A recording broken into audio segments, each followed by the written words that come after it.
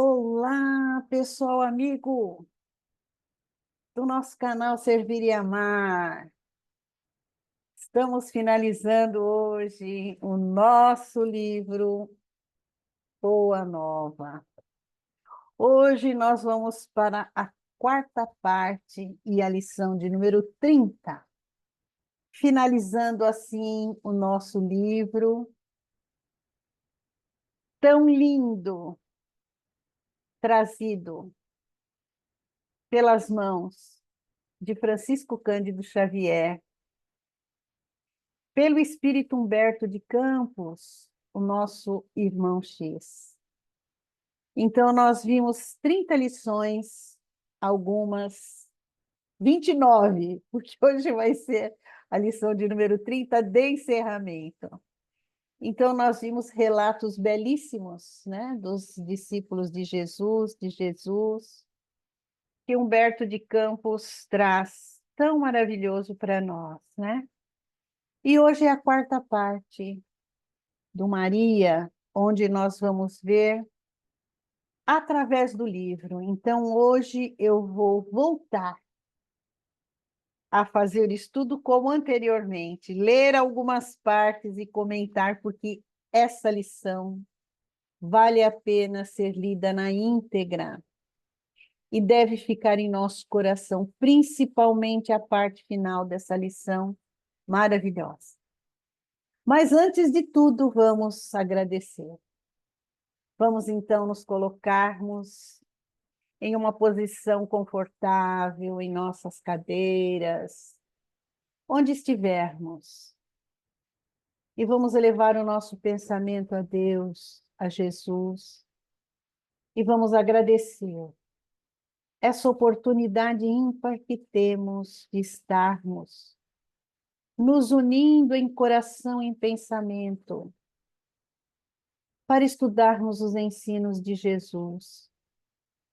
Vamos agradecer a toda essa espiritualidade amiga que nos ampara, que nos auxilia para que possamos compreender e aprender os ensinos do nosso Mestre Jesus. Vamos agradecer também a nossa Mãe Santíssima, Maria de Nazaré, e humildemente lhe pedir que nos envolva com o seu manto luminoso, para que possamos nos tornar criaturas melhores para nós mesmos e para todos aqueles que conosco convivem. Gratidão, Mestre amado, e te rogamos que seja conosco e que esteja conosco, hoje, agora e sempre. Graças a Deus. Muito bem, caríssimos.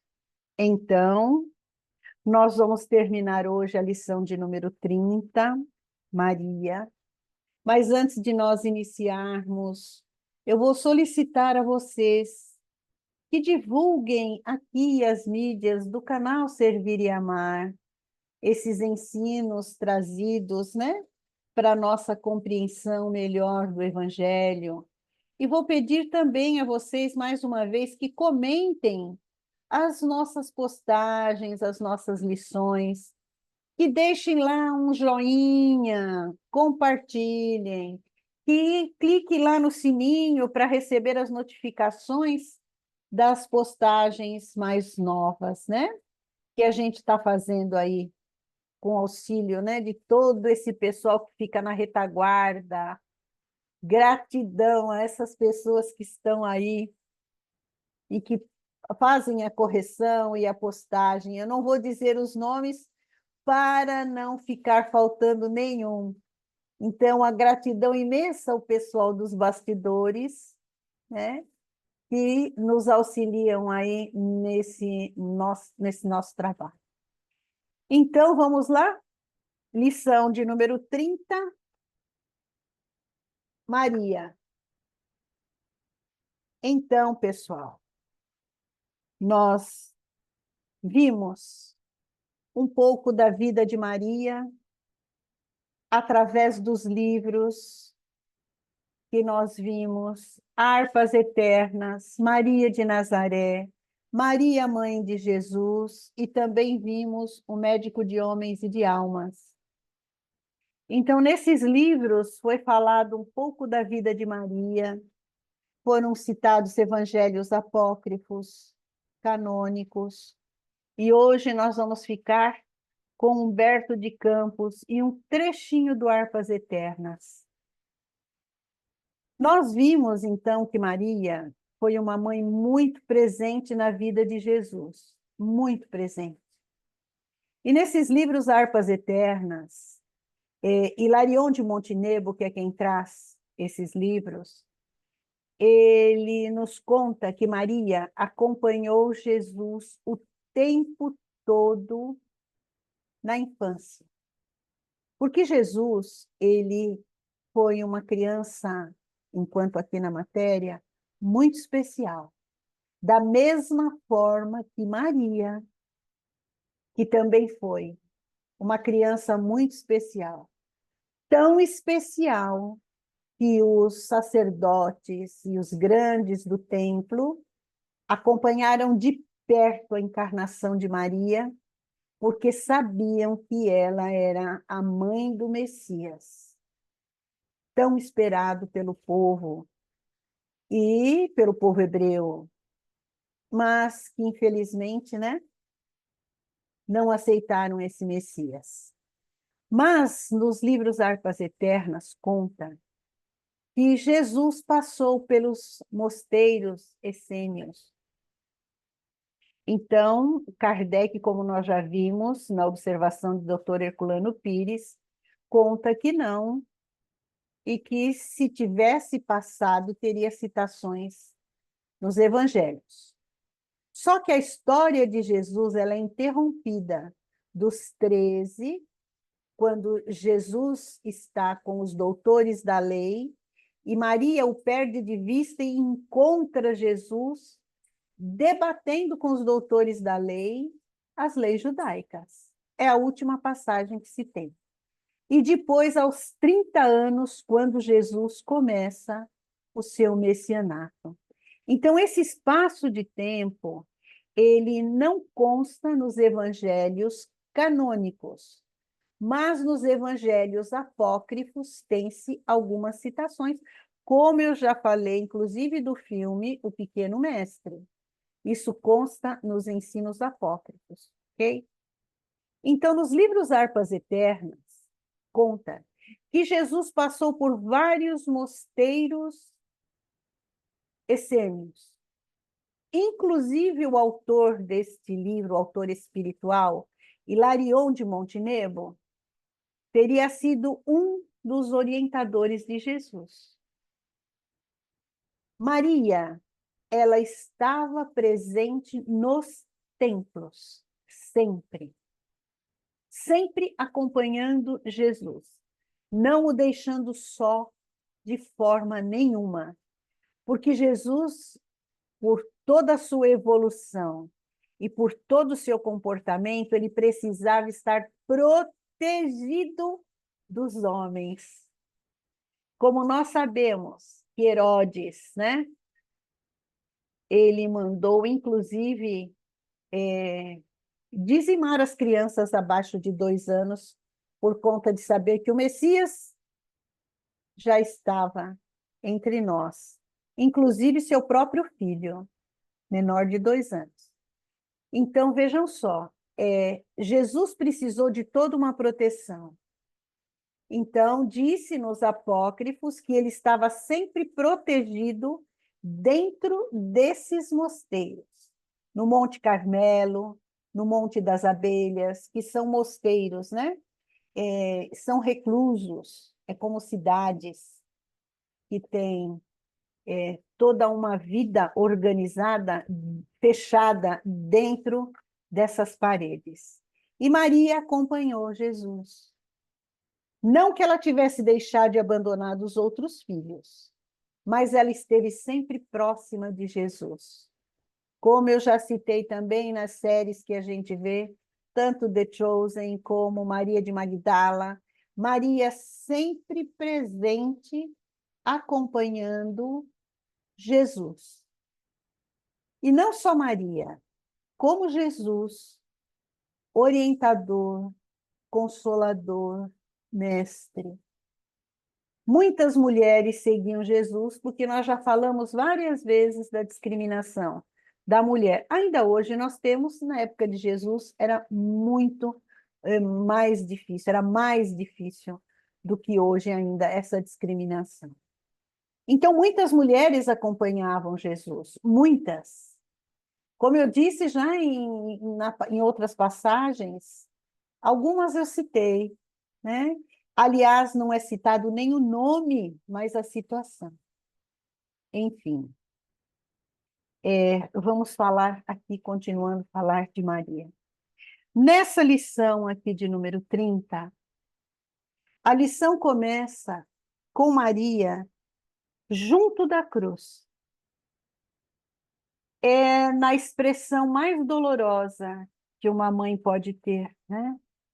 Ao ver ali o seu filho torturado, e ela ali com os olhos fixos ali em Jesus, pensando não só nas suas dores, mas na dor de todas as outras mães, que também tiveram os seus filhos ceifados desta mesma forma. E ela via o seu filho bem-amado ali, naquela situação de crucificação, e o seu coração chorava. Se nós, ainda hoje, como vemos, né, quando vemos tudo que Jesus passou pela mão dos homens, para nos servir de exemplo, de guia, de modelo, nós ainda nos sensibilizamos até as lágrimas. Imagina Maria, vendo seu filho nessa situação. Então, vamos lá. Maria deixava-se ir na corrente infinda das lembranças. Eram circunstâncias maravilhosas em que o nascimento de Jesus lhe fora anunciado, a amizade de Isabel, as profecias do velho Simeão, reconhecendo que a assistência de Deus se tornara incontestável nos melhores detalhes de sua vida. Então, ali naquele momento, ela se recorda de que Deus, nosso Pai, nunca esteve ausente em nenhuma das dificuldades. Portanto, ali, na crucificação, Deus, nosso Pai, estava presente também. E Maria, por ser um espírito de altíssima envergadura, de uma elevação muito grande, compreendia. Mas compreender não quer dizer que não se entristeça e sofra com a situação. Então, os questionamentos dela para com ela, segundo Humberto de Campos. O que fizera Jesus por merecer tão amargas penas? Não o vira crescer de sentimentos imaculados, sob o calor do seu coração, desde os mais tenros anos, quando o conduzia à fonte tradicional de Nazaré, observava o carinho fraterno que dispensava a todas as criaturas. Frequentemente ia buscá-lo nas ruas empedradas, em que a sua palavra carinhosa consolava os transeuntes desamparados e tristes. Então, desde a infância de Jesus, ele já consolava, desde a mais tenra idade, como está relatado aqui, né? Então, Maria conta aqui nesse livro, né? Humberto de Campos, melhor citando. Eram paralíticos que retomavam os movimentos da vida, cegos que reintegravam os sagrados dons da vida, criaturas famintas de luz e de amor, que se saciavam na sua lição de infinita bondade. Hoje nós temos ainda, né? Os paralíticos da crença, os cegos da prática, e aqueles que ainda são famintos de luz, porque não aprenderam ainda a luz do amor. Nós estamos ainda nessa condição, né? Quando Maria se recorda de que ela diz ao Pai: faça-se da sua escrava a sua vontade, Senhor. Então ela entrega a sua vida, entrega tudo aquilo nas mãos de Deus, tudo aquilo que ela iria passar ainda, né? De alma angustiada ali aos pés da cruz, ela nota que Jesus atingira o limite dos seus padecimentos inenarráveis. Vamos nos recordar que esses padecimentos, na maioria, eram sofrimentos morais, por ver a incompreensão, a falta de compaixão, o egoísmo, o orgulho, lembrando-nos que o corpo que Jesus estava utilizando era diferente do nosso e por não ter expiações, por ser um espírito puro, não precisava passar pelo sofrimento físico, certo? Então vamos continuar. Alguns populares mais exaltados multiplicavam as pancadas, enquanto as lanças riscavam o ar em ameaças audaciosas e sinistras, dilacerando-lhe a alma sensível e afetuosa. Maria reparou que alguém lhe pousara as mãos de leve sobre os ombros. Deparou-se-lhe a figura de João, que, vencendo a pusilanimidade criminosa em que havia mergulhado os demais companheiros, lhe estendia os braços amorosos e reconhecidos. Silenciosamente, o filho de Zebedeu abraçou-se àquele triturado coração maternal. Maria deixou-se enlaçar pelo discípulo querido, e ambos ao pé do madeiro, em gesto súplice, buscaram ansiosamente a luz daqueles olhos misericordiosos no cúmulo dos tormentos. Foi aí que a fronte do divino supliciado se moveu vagarosamente, revelando perceber a ansiedade daquelas duas almas. Meu filho amado, exclamou a Marte em aflição, diante da serenidade daquele olhar de melancolia intraduzível. O Cristo pareceu meditar no auge de suas dores. E aí ele diz assim: Mãe, eis aí teu filho. E dirigindo-se de um modo especial, com um breve aceno ao apóstolo, disse-lhe: Filho, eis aí a tua mãe. Nessa passagem, Jesus mostra claramente para nós que todos nós deveríamos ser um pouco mãe de todos e um pouco filho de todos. Não termos essa discriminação, mas abraçarmos a humanidade como mães e abraçarmos como filhos. No auge do seu sofrimento, Jesus ainda nos deixa muitos ensinamentos. Então, vamos continuar aqui, né? Na nossa lição. Passado essa parte, após a separação dos discípulos e toda aquela passagem do sepultamento do corpo de Jesus, que a gente sabe, Maria, ela se retira para Bataneia, onde alguns parentes mais próximos a esperavam com carinho especial. Então, Maria vai morar durante um tempo com os seus parentes nessa cidade de Bataneia, certo? E ela acaba se separando dos outros discípulos e também de João.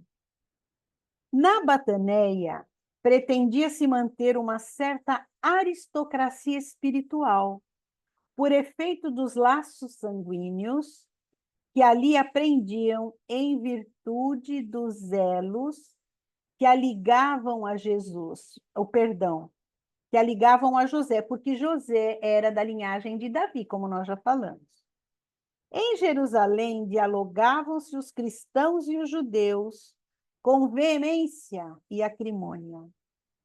Então, naquela hora, essa mãe digna, amorosa, observa, né? Lembra-se da transformação do vinho nas bodas de Caná.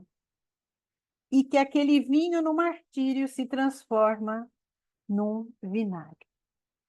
Então, depois de um tempo, João procura a Maria e conta a Maria que ele estava em Éfeso e que lá ele havia adquirido uma casinha, né, próxima à beira-mar, e que ele, como filho que Jesus o havia determinado, e ela como sua mãe, ele gostaria que Maria fosse com ele habitar em Éfeso. E aí ele começa a expor aqueles planos que ele tinha e de levá-la consigo para habitar em Éfeso, para que eles continuassem, né? E ele falou da simplicidade da casinha que eles tinham, né? Mas que a casinha ela teria uma natureza muito exuberante ali naquele lugar, né? Então, naquele recanto de Éfeso, estabeleciam um pouso e refúgio aos desamparados. Ensinariam as verdades do Evangelho a todos os espíritos de boa nova. E como mãe e filho, iniciariam uma nova era de amor na comunidade universal. Esses os planos de João. E Maria aceita alegremente. A casinha que eles moravam, em poucas semanas, se transforma num ponto de assembleias adoráveis, onde as recordações do Messias eram cultuadas por espíritos humildes e sinceros. Maria externava suas lembranças, falava dele com maternal enternecimento, enquanto o apóstolo comentava as verdades evangélicas, os ensinos recebidos. Vezes inúmeras, a reunião somente terminava à noite alta, quando as estrelas tinham maior brilho. E não foi só, decorridos alguns meses, grandes fileiras de necessitados acorriam ao sítio, singelo e generoso. A notícia de que Maria descansava agora entre eles espalhara um clarão de esperança a todos os sofredores. Ao passo que João pregava na cidade as verdades de Deus, ela atendia os pobres no santuário doméstico, aos que a procuravam, exibindo-lhes suas últimas necessidades.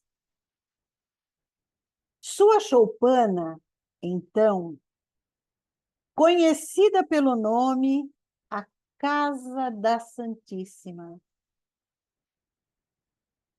O fato tivera origem, em certa ocasião, quando um miserável leproso, aliviado de suas chagas, lhe osculou as mãos reconhecidamente murmurando: Senhora, sois a mãe do nosso mestre, a nossa Mãe Santíssima.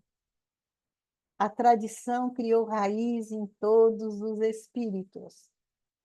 Quem não lhes devia favor de uma palavra maternal, nos momentos mais duros, e João consolidava o conceito, acentuando que o mundo lhe seria eternamente grato.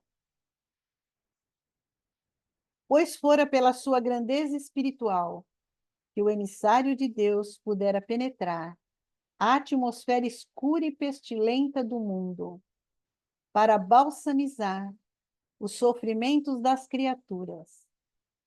Na sua humildade sincera, Maria se esquivava das homenagens afetuosas dos discípulos de Jesus.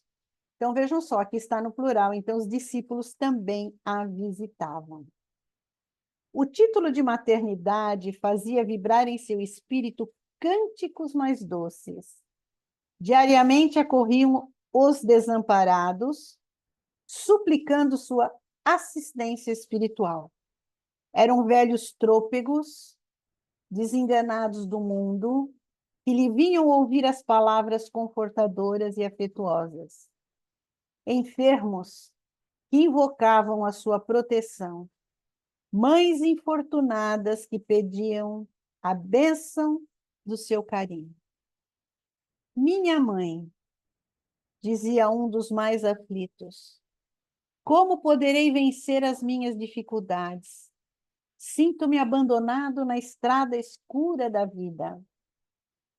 Maria lhe enviava um olhar amoroso da sua bondade, deixando nele transparecer toda a dedicação enternecida do seu espírito maternal. Isso também passa. Então, nós vamos nos lembrar de Chico aqui, nessa oportunidade, né? E Chico pede a Emmanuel, que já que Emmanuel é um espírito evoluidíssimo, que quando ele estivesse junto de Maria, que ele pudesse rogar a ela, enviasse uma mensagem para ele. Então, Emmanuel disse assim, tá, eu vou ver se ela vai poder fazer isso por você. Aí teve uma ocasião em que Chico estava extremamente fragilizado, adoentado, e Emmanuel aparece para ele e diz assim, olha, as suas preces foram atendidas. A nossa Mãe Santíssima te mandou um recado. E Chico imediatamente pega o lápis e o papel, acreditando receber uma longa mensagem, como todos nós, né? Chico é humano também, esteve na matéria como todos nós, apesar de ser um espírito ímpar. Emmanuel dita para ele, Mãe Santíssima mandou te dizer, isso também passa. Aí Chico escreve e coloca bem à vista. E todos os dias ele lia essa mensagem. Isso também passa. Que nós deveríamos gravar em nosso espírito, quando estivermos em alguma dificuldade, isso também vai passar. Como tantas outras coisas já passaram em nossa vida, isso também passa. Então vamos lá? A igreja de Éfeso exigia de João a mais alta expressão de sacrifício pessoal, pelo que, com o decorrer do tempo, quase sempre Maria estava só. Quando a legião de humildes, dos necessitados, descia o promontório, destaviado, rumo aos lares mais confortados e felizes. Os dias, as semanas, os meses e os anos passaram. Então, nós vamos aqui ver, né? A velhice de Maria não lhe acarretara nem cansaço nem amargura, Vamos nos lembrar quando eu fiz aqui a leitura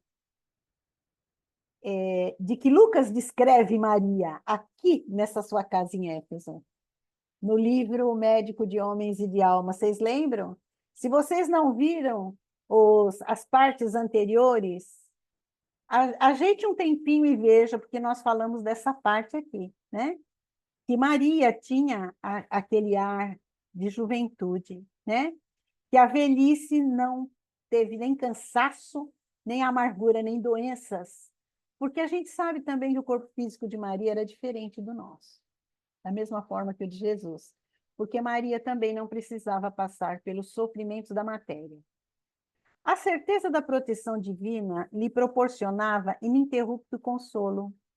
Quando a gente tem a certeza, a convicção de que Deus está conosco, está dentro de nós, a nossa vida se transforma.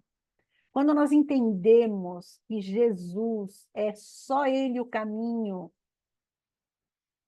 nossos sofrimentos são amenizados e nós passamos a ter uma vida mais proveitosa quando estamos pautados no Evangelho, na nossa transformação, que não vai se dar somente em uma encarnação.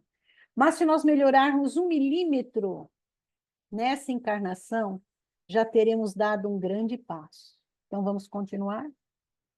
Como quem transpõe o dia em labores honestos e proveitosos, seu coração experimentava grande repouso, iluminado pelo luar da esperança e pelas estrelas fulgurantes da crença imorredora. Suas meditações eram suaves colóquios com as reminiscências do filho amado. Então, vejam só, acredito eu, né, que em emancipação Maria convivia com todos aqueles espíritos, né, principalmente dos mártires e de Jesus também. Convivia. É que não é narrado dessa forma para nós nos evangelhos, porque nós não teríamos condições de compreender na época em que os evangelhos foram escritos. Mas a gente pensa, né? Nossa mente não para de trabalhar, né? Essa evolução, como seria no dia de hoje. Então, hoje nós saberíamos que Maria, provavelmente em emancipação, ela estava com Jesus e com todos aqueles mártires que partiram, né? Os mártires do cristianismo, que foram partindo nesta época. Então, vamos continuar aqui. Olha, gente, essa parte aqui eu vou ler todinha, porque essa parte aqui, ela é assim, tão profunda, tão maravilhosa, que o nosso coração vai se emocionar muito, e nós vamos ter que segurar as lágrimas, né? É muito emocionante, mas vamos lá, vamos segurar, tá, pessoal? Então, num crepúsculo estrelado, Maria entregou-se às orações como de costume, pedindo a Deus por todos aqueles que se encontrassem em angústias do coração por amor ao seu filho. Embora a soledade do ambiente, não se sentia só. Uma como força singular lhe banhava a alma toda. Aragens suaves sopravam do oceano, espalhando os aromas da noite, que se povoava de astros amigos e afetuosos. E em poucos minutos a lua plena participava igualmente desse concerto de harmonia e de luz. Enlevada nas suas meditações, Maria viu aproximar-se o vulto de um pedinte. Vamos nos lembrar que ela socorria a todos, né? Minha mãe, exclamou o recém-chegado, como tantos outros que recorriam ao seu carinho, venho trazer-te companhia e receber a sua bênção. Vamos nos lembrar que ela era chamada Mãe Santíssima de todos. Todos que se achegavam a ela a chamavam de Mãe Santíssima. Maternalmente, ela o convidou a entrar. impressionada com aquela voz que lhe inspirava profunda simpatia. O peregrino lhe falou do céu, confortando-a delicadamente. Comentou as bem-aventuranças divinas que aguardavam a todos os devotados e sinceros filhos de Deus, dando a entender que lhe compreendia as mais ternas saudades do coração. Maria sentiu-se empolgada por tocante surpresa. Que mendigo seria aquele que lhe acalmava as dores secretas da alma saudosa, com bálsamos tão dulçorosos? Nenhum lhe surgira até então para dar, era sempre para pedir alguma coisa. No entanto, aquele viandante desconhecido lhe derramava no íntimo as mais santas consolações. Onde ouvir aquela voz meiga e carinhosa? Noutros tempos. Que emoções eram aquelas que lhe traziam pulsar o coração de tanta carícia? Os seus olhos se emudeceram de ventura, sem que conseguisse explicar a razão da sua terna emotividade. Foi quando o hóspede anônimo lhe estendeu as mãos generosas e lhe falou com profundo acento de amor: minha mãe, venha aos meus braços. Nesse instante, fitou as mãos nobres que lhe ofereciam, num gesto da mais bela ternura. Tomada de comoção profunda, viu nelas 2 chagas, como as que seu filho revelava na cruz. Instintivamente, dirigindo o olhar carinhoso aos pés do peregrino amigo, divisou também aí as úlceras causadas pelos cravos do suplício. Não pôde mais. Compreendendo a visita amorosa que Deus lhe enviava ao coração, bradou com infinita alegria: meu filho, as úlceras que te fizeram, precipitando-se para ele como mãe carinhosa e desvelada, que certificasse, tocando a ferida que lhe fora produzida pelo último lançaço perto do coração. Suas mãos ternas e solícitas o abraçaram na sombra, visitada pelo luar, procurando sofregamente a úlcera, e tantas lágrimas lhe provocara ao carinho maternal. A chaga lateral também estava sob a carícia de suas mãos. Não conseguiu dominar o seu intenso júbilo e, num ímpeto de amor, fez um movimento para ajoelhar. Queria abraçar-se aos pés de Jesus e osculá-los com ternura. Ele, porém, levantou-a, cercado de um halo de luz celestial, e se lhe ajoelhou aos pés, beijando-lhe as mãos, disse com com carinhoso transporte: sim, minha mãe, sou eu. Venho buscar-te, pois o meu Pai quer que sejas, no meu reino, a rainha dos anjos.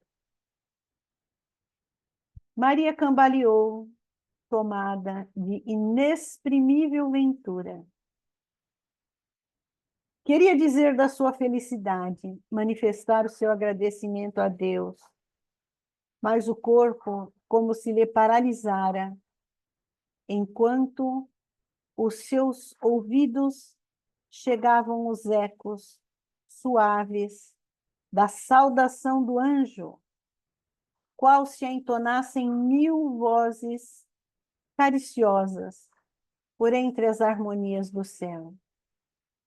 No outro dia, 2 portadores humildes desciam a Éfeso, de onde regressaram com João, para assistir os últimos instantes daquela que lhes era a devotada Mãe Santíssima. Maria já não falava, numa inovidável expressão de serenidade. Por longas horas, ainda esperou a ruptura dos derradeiros laços que aprendiam a matéria. Então, vejam só, Maria, com todo o seu sofrimento, por tudo que ela passou, ela sempre teve a certeza de não estar só, né? E de consolar ainda. Então, nós vamos dizer assim, mas eu não sou esse espírito tão elevado quanto Maria. Mas nós já temos condições desse amor que nós já temos em nós, de auxiliar as outras pessoas, de acolher, de dar uma palavra amiga, enfim, de fazer algo. Então, aqui Humberto de Campos narra essa passagem maravilhosa onde Jesus veio buscar sua mãe e onde ela é recebida com festas, com hosanas, né?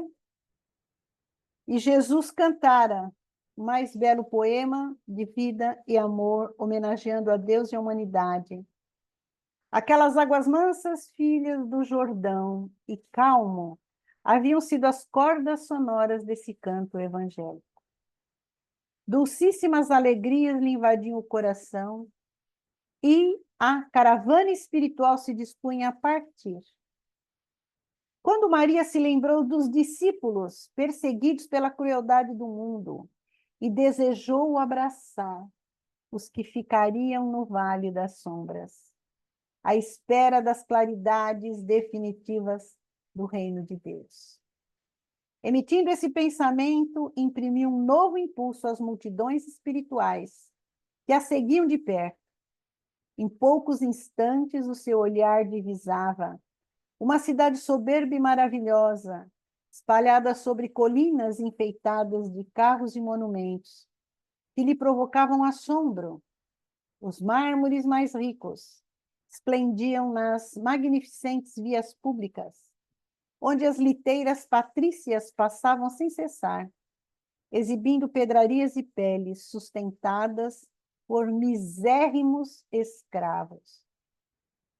Mais alguns momentos e seu olhar descobriu outra multidão guardada a ferros, em escuros calabouços.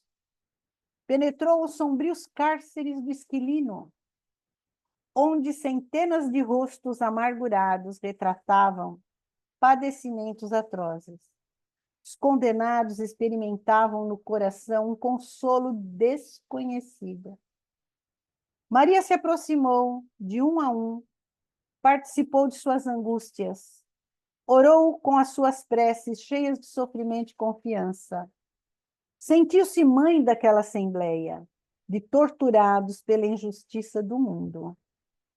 Espalhou a claridade e misericórdia do seu espírito entre aquelas fisionomias pálidas e tristes, entre os anciães que confiavam no Cristo, mulheres que por ele haviam desprezado o conforto do lar, jovens que dispunham do evangelho do reino toda a sua esperança. Maria aliviou-lhes o coração. E antes de partir, sinceramente desejou deixar-lhe nos espíritos abatidos uma lembrança perene. Possuía para dar-lhes. Deveria suplicar a Deus para eles a liberdade. Jesus ensinara que, com ele, todo jugo é suave e o fardo seria leve, parecendo-lhe melhor a escravidão com Deus do que a falsa liberdade dos desvãos do mundo. Recordou que seu filho deixara a força da oração como um poder incontestável entre os discípulos amados. Então rogou aos céus que lhe desse a possibilidade de deixar entre os cristãos oprimidos a força da alegria.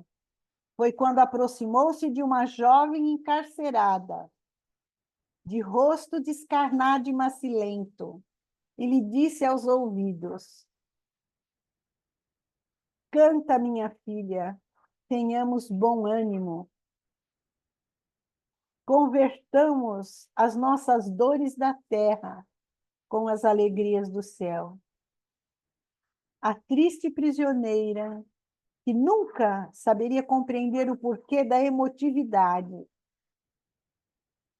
que lhe fez vibrar subitamente o coração, de olhos estáticos, contemplando o firmamento luminoso, por meio das grades poderosas, ignorando a razão de sua alegria, cantou um hino profundo e enternecido amor a Jesus, em que traduzia sua gratidão pelas dores que lhe eram enviadas, transformando todas as suas amarguras em consoladoras rimas de júbilo e esperança. Daí a instantes, o seu canto melodioso era acompanhado pelas centenas de vozes dos que choravam no cárcere, aguardando o glorioso testemunho. Logo a caravana majestosa conduziu ao reino do Mestre, a bendita entre as mulheres. E desde esse dia, nos tormentos mais duros, os discípulos de Jesus têm cantado na terra, exprimindo seu bom ânimo, sua alegria, guardando suave herança da Mãe Santíssima. Por esta razão, meus irmãos, quando ouvirdes o cântico dos templos nas diversas famílias religiosas do cristianismo, não vos esqueçais de fazer no coração um brando silêncio, para que a rosa mística de Nazaré espalhe aí o seu perfume. Então dizem que foi assim que nasceu a música no cristianismo, a partir dessa instrução de Maria no cárcere, para aliviar aquelas almas que estavam em dor, em sofrimento. Caríssimos, chegamos ao final dessa nossa quarta parte. Eu não vou comentar muito sobre esse final, porque eu nem tenho condições para isso. A emoção vai tomar conta, porque já estou me segurando. É muito emocionante, né? Nós que acompanhamos o Evangelho de Jesus, a vinda de Jesus. Então, eu tenho um recadinho para nós. Por uns tempos, nós vamos ficar sem algumas postagens aqui no canal, né? É momentâneo, pessoal.